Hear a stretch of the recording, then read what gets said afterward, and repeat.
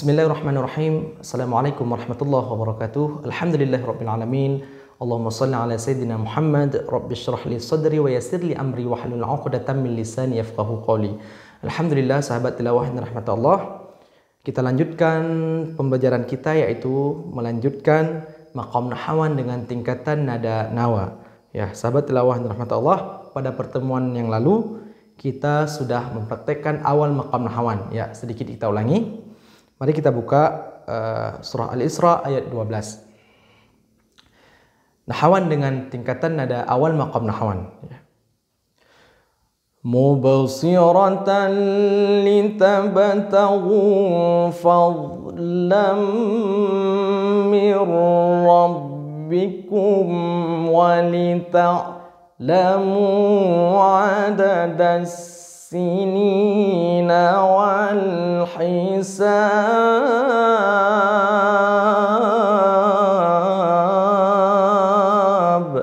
Ya, sahabat tilawah yang dirahmati Allah, sekarang kita lanjutkan nahawan dengan tingkatan nada nawa. Wa kulla syai'in fassalnahu tafsila. Ya, sahabat tilawah, kita ulangi. Wa kulla syai'in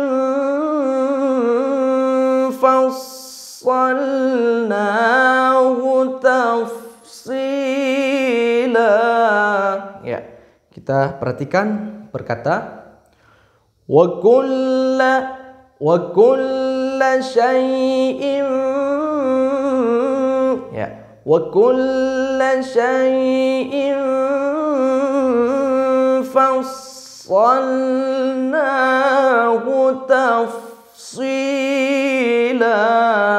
Ya, diusahakan pada mad asli itu tidak lewat harakatnya. Wa kulla syai'in. Ya, wa kulla syai'in fassalnahu tafsila. Coba kita ulangi perkata wa kulla syai'in,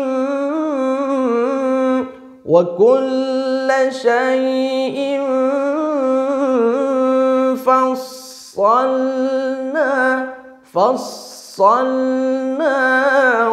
tafsila. Ya, sekali lagi sahabat tilawah, kita ulangi. Mudah-mudahan cepat kita mengikutinya.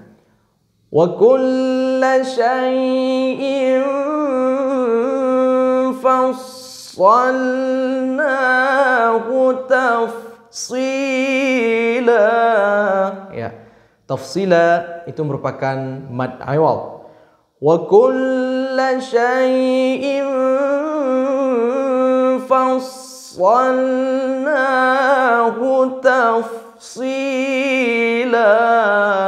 Ya, sahabat tilawah, alhamdulillah, nahawan dengan tingkatan nada nawa sudah kita praktekkan.